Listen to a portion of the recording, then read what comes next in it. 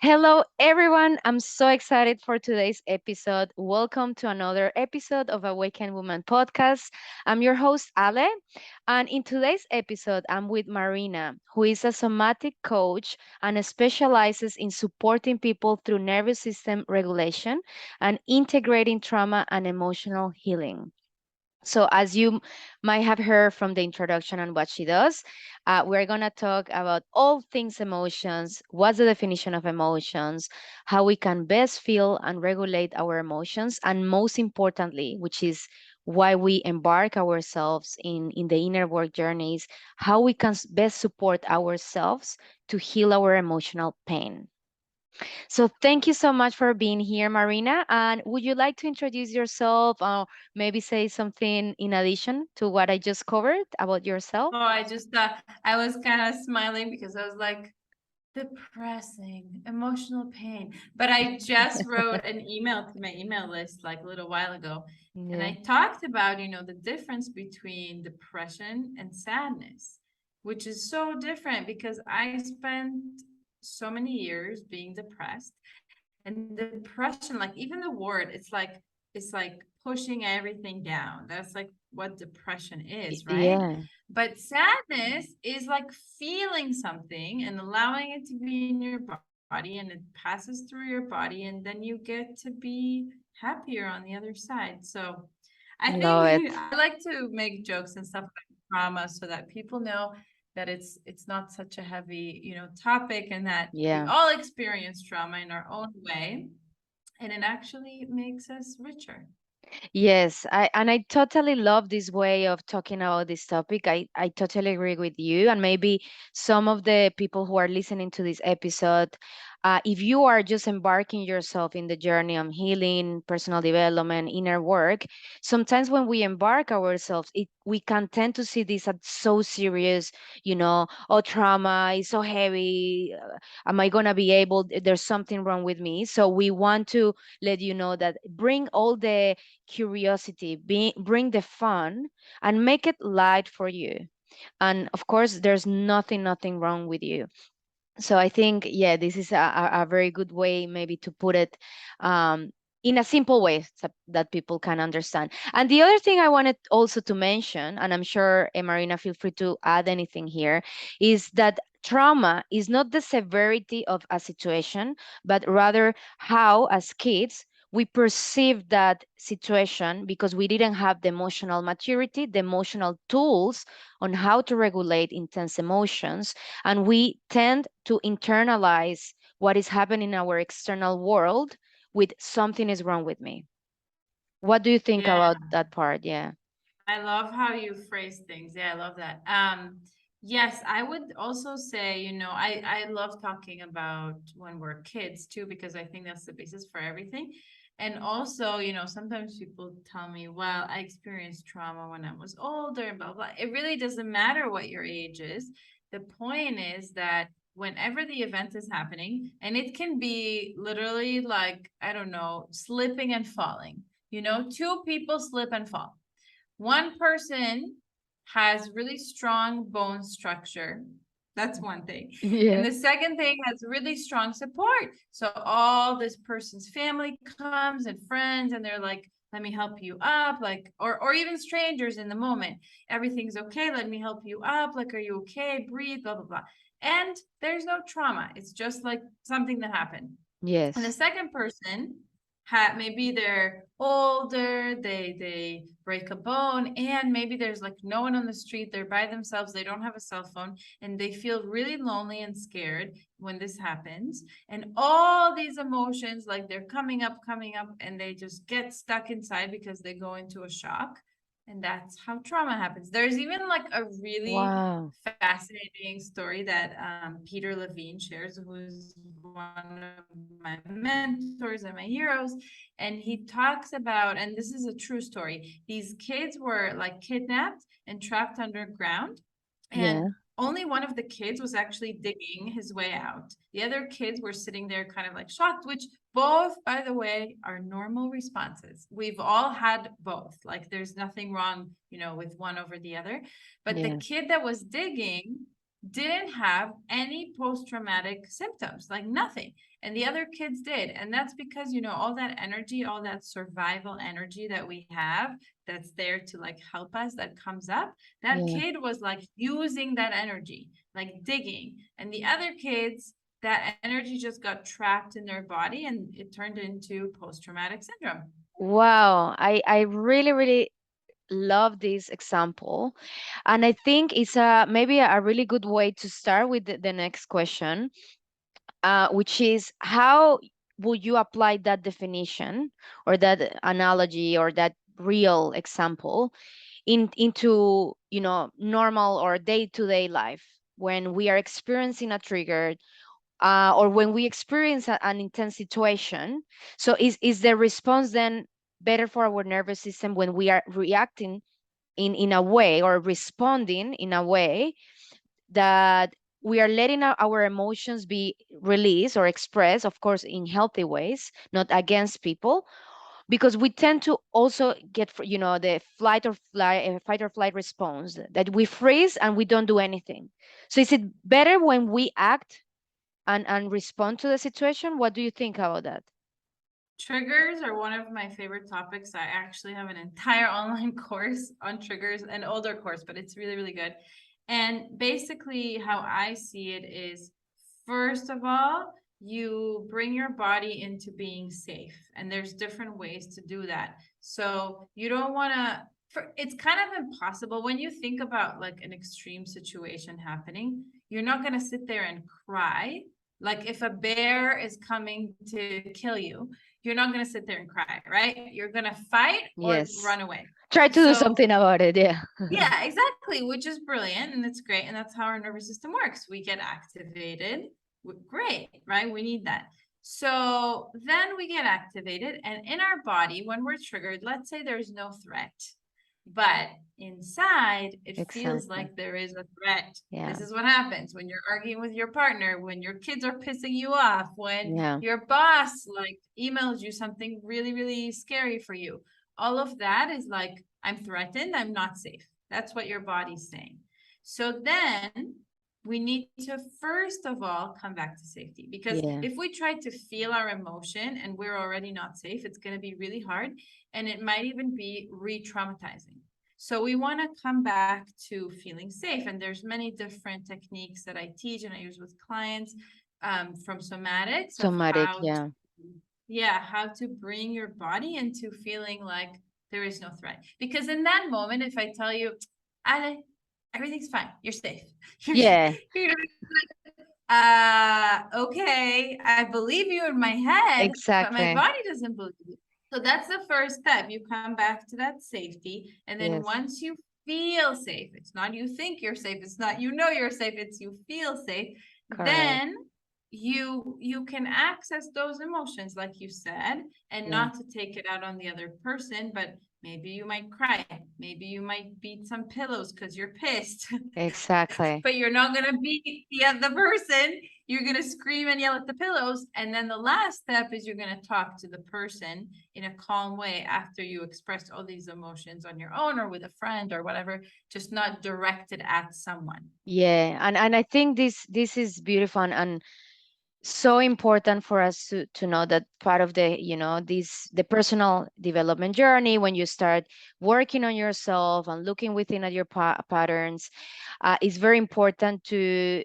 One of the main things I think in the journey is learning to, instead of reacting and acting on emotion, is learning to take a step back, as you say, bring that safety first in your body and respond when you are regulated. Because what happens is, you explain it so well, is when we are triggered, our bodies literally take us to that former event where the trauma was created, as if you are experiencing it again. So in a conscious level, you understand that you are not in threat and there's no any danger, but your nervous system doesn't understand it. So it's how you feel that will dictate your response. So is learning, okay, I'm gonna take a step back, because I know when I'm triggered is my hurt inner child, those repressed emotions that haven't been able to be felt, to be released, that are coming up. for a reason. And so I'm going to look at that. I'm not going to blame the situation and I'm not going to blame the person. I'm just going to regulate myself and then come back and respond. Those are, I would say, one of the most challenging parts in our personal development journey, learning to respond. And just to close this example, because I think it's really good when we use analogies and examples, people, because people can relate and can understand better. Oh, okay, that's how. So I had a situation recently that it was an intense situation that brought a lot of triggers, a lot of emotions. So I was in a restaurant, a fast food restaurant, and I was, a woman started being very racist towards me, very mean towards me. It started being, making like just became a fight, and just an uncomfortable situation that for many people will bring emotions. And so it ended up she hit on my eye, and I had to go to police. So it was a really horrible situation, and when I was in that situation I was very triggered, and I experience intense emotions. So what happened after is probably why I'm telling this story. So if you didn't do any sort of personal development journey, or you haven't learned how to heal or to feel, sorry, your emotions, you probably will take that situation personal. You will take it about yourself. You probably will feel bad about all the things that that person said to you, and you will probably have anger, resentment towards the situation and the person. So what I did instead was recognizing that I had anger, recognizing that I had resentment towards the situation, the person, and me, for not responding in a better way, for engaging and not learning and knowing what she's saying is nothing about me, it's about her. That we know, but sometimes it's hard because we are still humans, right?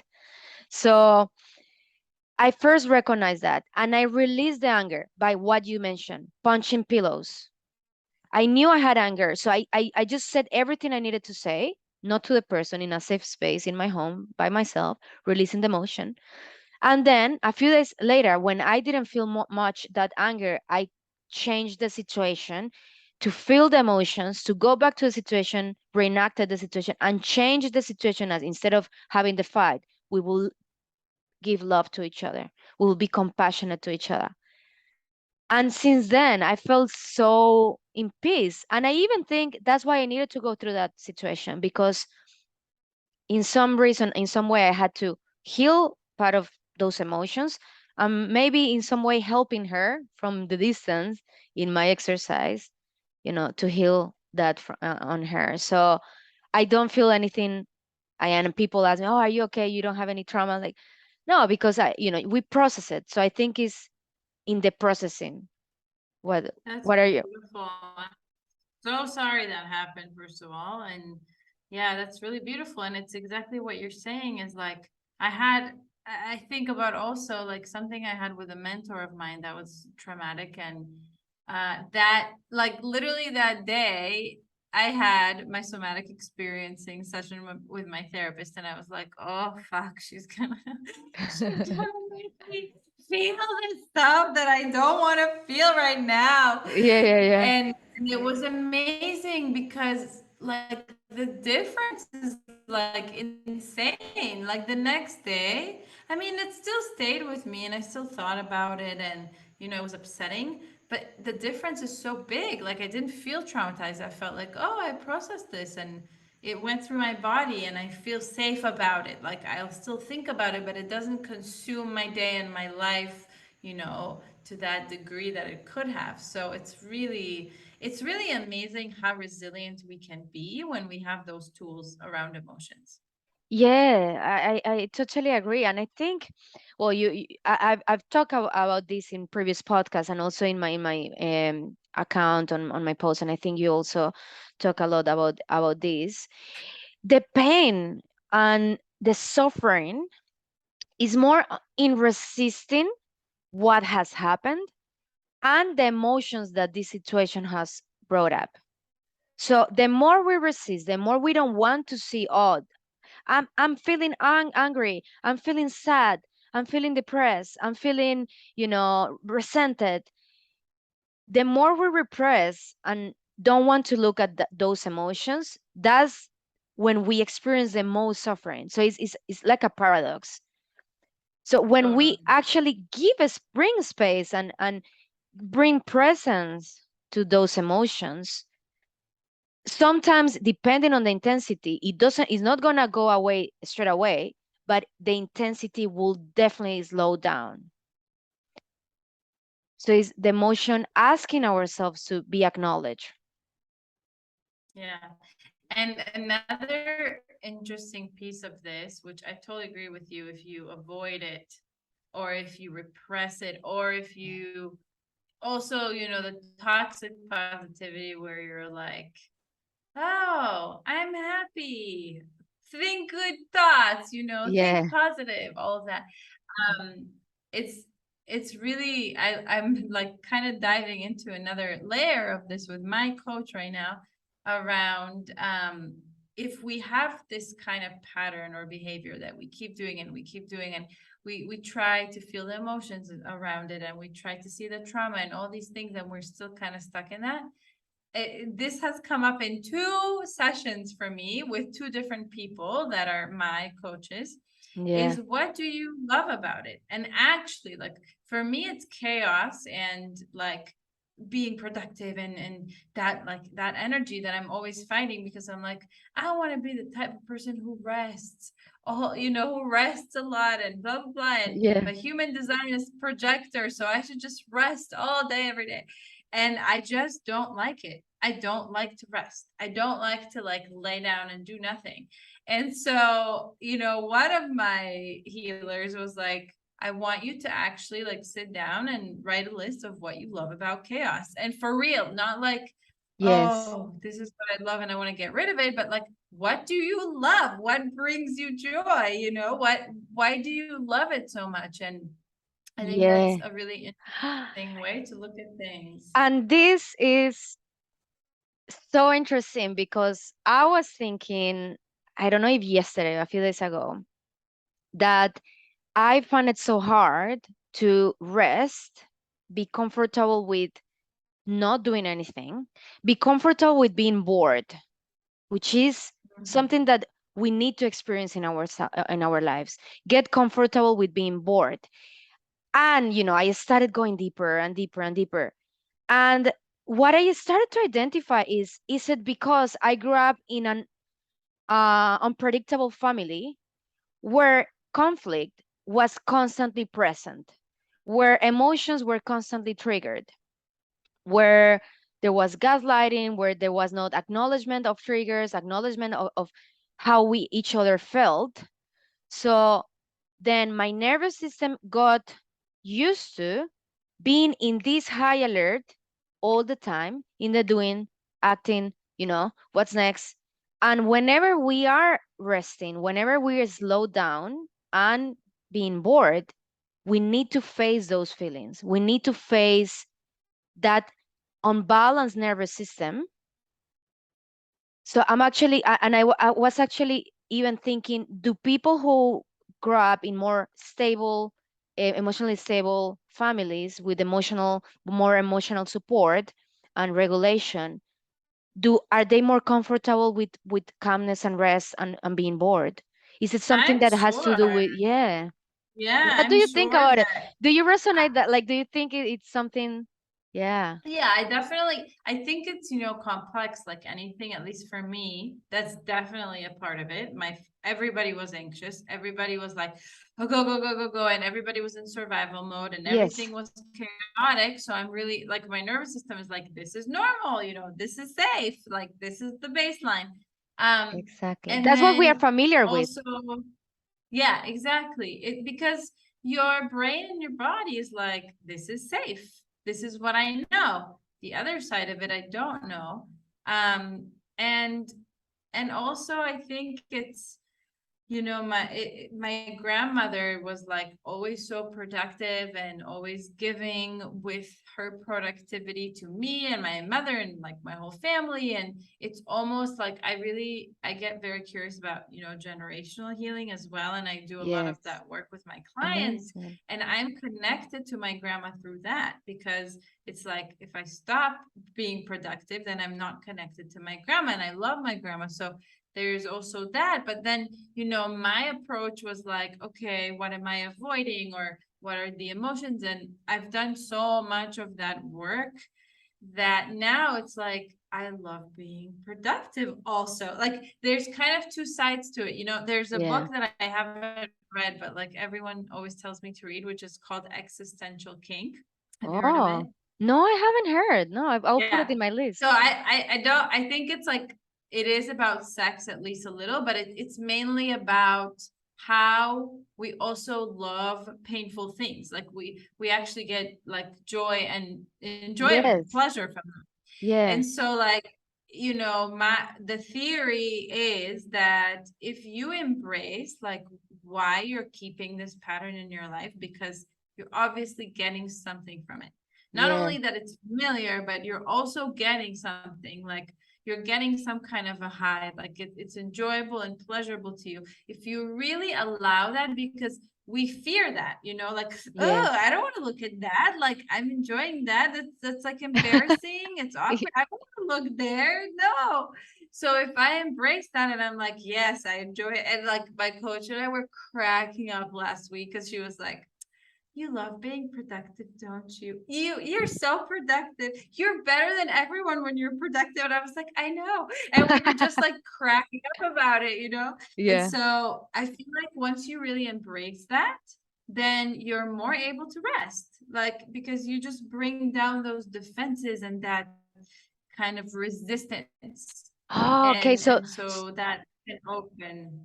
yeah. So being okay with feeling uncomfortable when you are bored, being okay with feeling that you always need to be productive, being okay with Yeah, feel. So when you bring that, normalizing that feeling, then that's when you are gonna embrace it. Oh, okay, that's very yeah, interesting. Yeah, I agree with you, and I think I totally resonate with. We get addicted to emotions, and it's part of our nervous system already because our nervous system and our brain has been used to that way of being for so long yeah, that it is our automatic response. And I've identified that with me, not only with this, the uncomfortable being bored, the uncomfortable not doing anything, but also I felt like I identify like maybe a year ago that I always have a feeling coming up when I'm not feeling good with myself, and it's the same feeling. And I started thinking, am I addicted to this emotion? Because why is it keep coming up all the time? What is it that am I really, not wanting to let it go because it's bringing something that I'm not sure what is it. Maybe is it oh, feeling bad about myself, so poor her. Am I feeling sorry for my inner child? Am I, what is it? Is it so I've been trying to identify it, so I think it's very important. Maybe people will resonate with this. So there's nothing wrong with you. I think we all, you know get addicted to certain emotions. So what absolutely. yeah, and this is probably a question for you. The next part is, what can we do to train our nervous system and our brain to different ways of being to cut or break these patterns? Yeah, I think it's so complex, and it starts with working to bring safety always. That's the biggest piece because our nervous system needs to be able to go to that activation of chaos or fight or flight. Same thing, right? Chaos, fight or flight. That's Exactly. a survival pattern that we all need. And then if we can't fight or flee, so it's funny. It's like when you can't be very productive, I guess that's part of the thing, right? Like when you're trying to be really productive and you're not producing, like something's getting stuck, then you feel really unsafe, like something's wrong. And then you go into freeze.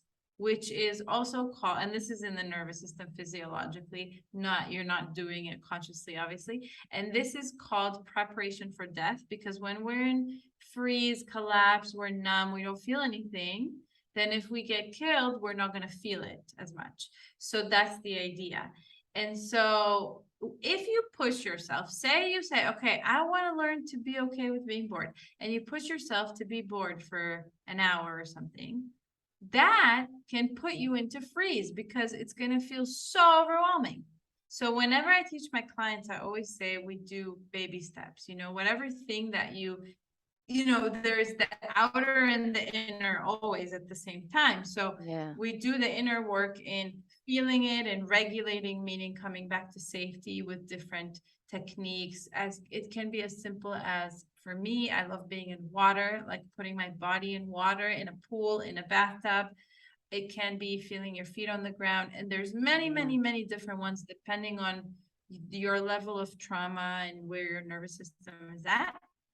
Hmm. So you regulate yourself, which means I get activated and then I bring myself down and I feel like, okay, I'm safe. So Yeah. that's really important.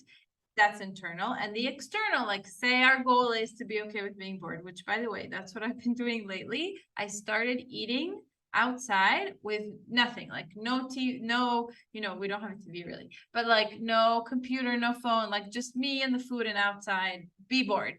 And I start thinking about different things. But Yeah. then I don't make myself do that to the point where I'm like so overwhelmed, Yeah. because that's where you end up in freeze. I do that to like a manageable point. Right. That's one thing. And I also really wanted to comment because it resonated so much what you said about Yeah. what do I enjoy about it, about this emotion and all of that. Because one of the, okay, Yeah. My cat wants to join us for the my podcast. cat always comes, but I have the door closed.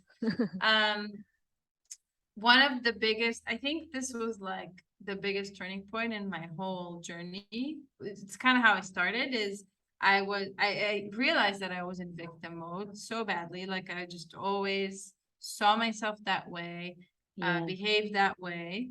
And I actually like paused and was like, what do I like about this? And I don't even remember where that question came from, but I was like maybe 19 or 20 or something. And I just asked myself, what do I enjoy Wow. about this? And then I really like sat with that and I was like, oh, I get a lot of sympathy from people which Yes. I never got growing up. So thank you. That's what I want. Yeah.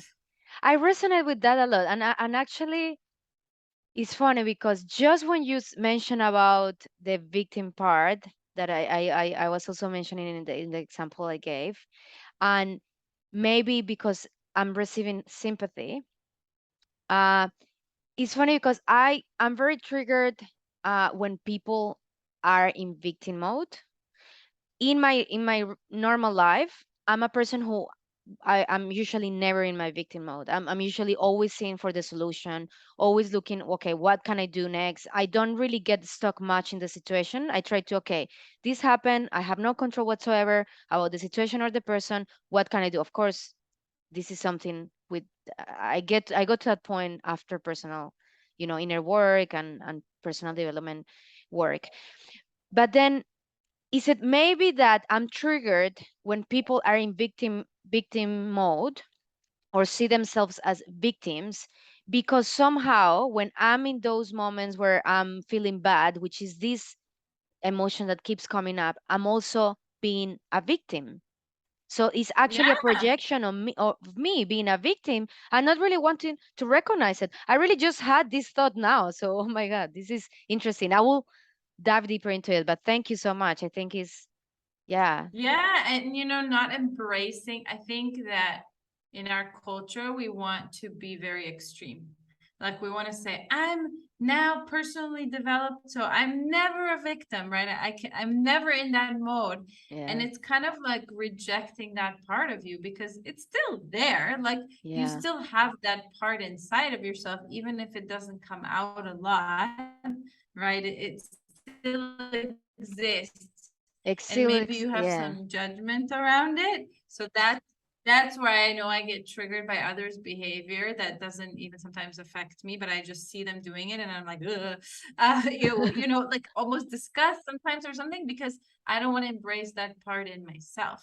Yeah, and that's probably getting more into the shadow work and how, yeah, how we can identify those repressed parts of ourselves when something about others are triggering us. So like a good example is, for example, uh people who are not, who haven't learned how to regulate and express in healthy ways emotions, and are more used to repress emotions, they get triggered when people express emotions. So usually they will call people, dramatic or needy, or, oh, your emotions are all over the place, when in reality it's not really that what is happening is that they are not giving themselves the permission to feel and express emotions in the same way. Yeah, yeah. Yeah, They're so it's, repressing it, not embracing that part of themselves, right? So they're yeah, like rejecting it. And one of the things that I want to say that lately has been so healing for me yeah. is to look at disappointments that I have. You know, Oh, like disappointments from childhood and like grieving that, but also like even silly things when my partner disappoints me and I'm like, oh, so annoying. Like, why can't he just like do the dishes? And I mean, or whatever, like stupid things, and yeah, this yeah, used to be like these cycles, like never ending cycles of fighting of the same pattern. And yeah, therapists would be like, what did he say? What did she say? And I always felt like this is not helpful. It doesn't like the words we're saying, they don't matter. And yeah, so one of the most powerful things is to like actually like own your disappointment. Be like, I'm really disappointed right now. It's not his fault. I mean, and I'm not saying I'm always perfect. Please no. Uh like when I do this, I'm very proud. Like most of the yeah, time I'm just like, oh, he's so annoying. yeah, But when I own that, that part of me that's like really disappointed, and I actually get curious about it, I realize like how far back it goes. And we all have that because our yeah, parents were not perfect. They yeah, disappointed us, period. yeah, Like every exactly. single one of us was at one point disappointed by their parents. And when Yeah, you actually let yourself have like a moment of grief over that, it yeah, just clears so much that you don't put on other people then. It's really, really a hack. yeah. And I think I really, something important to mention here with what you said is owning our emotions. So what people do is never about us. What we do about that situation and the emotions that we decide to act on is always our responsibility. So yeah, people are gonna do things that are gonna trigger us, but not because they are triggering us, we can act and react against them. We need to own that, okay, this is my trigger. What is this situation bringing up? And owning that disappointment, owning that, unspoken expectation, owning that resentment. Is it really resentment about your partner, or is it really resentment about yourself for not speaking up on what you need? Or is it really resentment for staying in a relationship that you know is not valuing yourself? Are you valuing yourself? So have a, like, go deeper into all the emotions that every situation brings up. And we know that mostly romantic relationships are the biggest triggers of our unhealed wounds, because it involves emotions, it involves the characters we also took when we were kids. I need to perform in order to be loved. I need to fix in order to be loved. I need to be perfect in order to be loved. Not because it's the reality, but because that is how you perceived it as kid, that in order to be loved you needed to lose or abandon parts of yourself. So Yeah. part of the, Yeah. of it is, yeah. Yeah. Yeah, no, no, And you can. one of the biggest things that people ask me lately actually a lot, and I totally get that because I used to be confused about this, some of this stuff, is like, aren't relationships supposed to be easy, with your partner? Isn't it supposed to be easy? And I'm like, No, girl. No. Girlfriend or Yeah. guy friend. No. Yeah. It's like you said, it's exactly the mirror to your childhood. And the disappointment is often, I'm disappointed with my parents. I'm becoming that 5-year old that sees my partner as my parent. And Exactly. actually, it was fascinating when we moved to Costa Rica. I was sure that my partner was the source of all my problems Yeah. because it's beautiful, the country's beautiful, the houses that we have are beautiful, like everything's going great, I'm meeting people, like nothing's wrong except him, Yeah. because he became a little more reactive. He became a little bit more on edge because he was also stressed out, right, in his own stuff. And Yeah. so then I started to actually witness my body, and this is the power of somatic work. I Yeah. started in the beginning, I was just like, if you just calm down, everything's going to be fine in my life.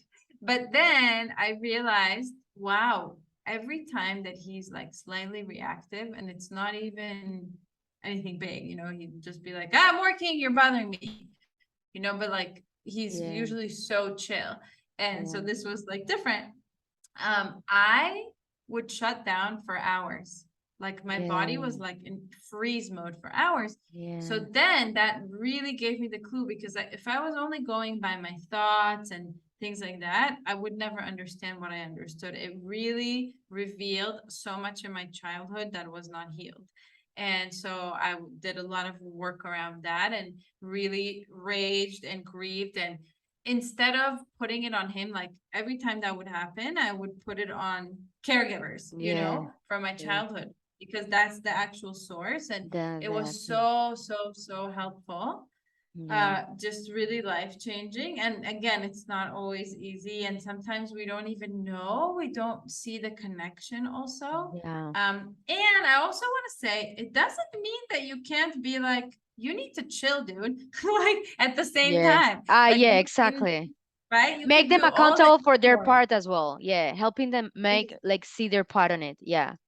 Exactly. As long as you, um, like I know that when I talk to my partner and I talk to him when I'm really activated, it never works Yeah. pretty much. Yeah.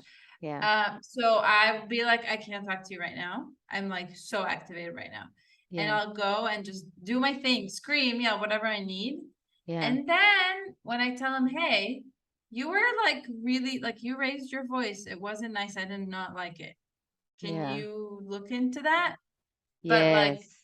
more grounded, right? And he's like so sensitive, lucky me. Like his Yeah. system is so highly sensitive that even if I'm speaking nicely but I'm activated, he knows. So it's like Yeah. I'm screwed.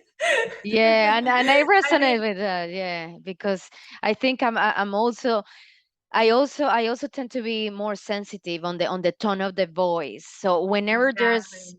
tone of voices that are sending a signal that the person is, I'm or is activating the wound, I'm not enough, I'm not lovable, something is wrong with me. That's it, right? Like, so I'm always like, no, please speak like low, like try to use positive words. But a beautiful example you gave there, because you took ownership of your trigger. You knew what you needed. I need, time to regulate. I'm not gonna react here because I've done this in the past and this hasn't worked for us. Therefore, I'm not gonna keep doing the same because I know it's not gonna work. So I'm gonna take a step back. I'm gonna take time for myself, feel and release the emotions without against anyone. You punched the pillow, you screamed, you regulated, you did what you needed to do in order to feel safe in your body, which you owned it, didn't make your partner responsible. And then when you were regulated, you came back and also express how his reaction triggered you when you were already, in a state that you could have that conversation and not making Exactly. him, yeah, not blaming him for it. So I think it's a beautiful example of how doing the inner work can help us manage better. It's not that doing the inner work, you're never going to get triggered, you're going to have perfect relationships, your relationship is going to be easy. No, it's not like that. You are going to manage your emotions and that conflict and those triggers in better ways, in healthier ways, acknowledging your emotions, healthy coping mechanisms. But it's not that, everything, all the emotions, because you are still a human and you are still going to be triggered. Exactly. And it's not, of course, it's hard work. It really is because it's a lot easier for us to yell at our partner in that moment than to be Exactly. like, I need to go regulate myself, right? Yeah, it takes a lot of a shitload of, accountability and personal emotional maturity to Yes. decide to look within, because the easiest thing and what most people do is blame the situation, blame the partner, blame the colleague, blame the boss, blame the friend, blame my mother, blame my father. No, well, it's your responsibility to look within. Yeah, you were not responsible for what happened to you in your childhood when you were just a baby and a kid, but you are now an adult responsible for your own emotions. Yeah. So it Yeah. takes a lot of maturity to decide, okay, I'm not gonna take the easy path of blaming, but I'm gonna look within. So amazing topics we've discussed. So now to close, to give people, some tips on, if they are listening to us, okay, so they want to know, Marina, how can I best, support myself and start acknowledging my emotions, soothing myself, regulating myself in simple steps that I can practice in my daily life. Start from little. Yeah. Yeah. So, first of all, just noticing your body and how it feels when it's activated or deactivated. Yeah. Maybe you go into shutdown.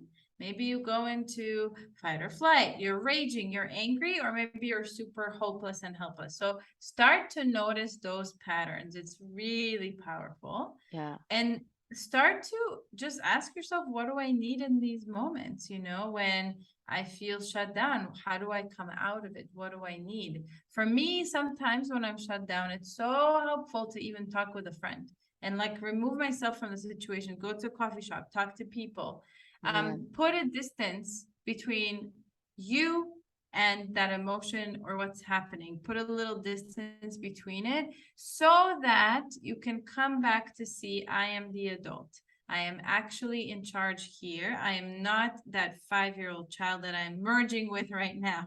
Yes. One of the things that I used to do is even smell spices. So your Oh, senses can really help you put that distance. So whatever your sense is, maybe I have clients like listen to music if they're really auditory.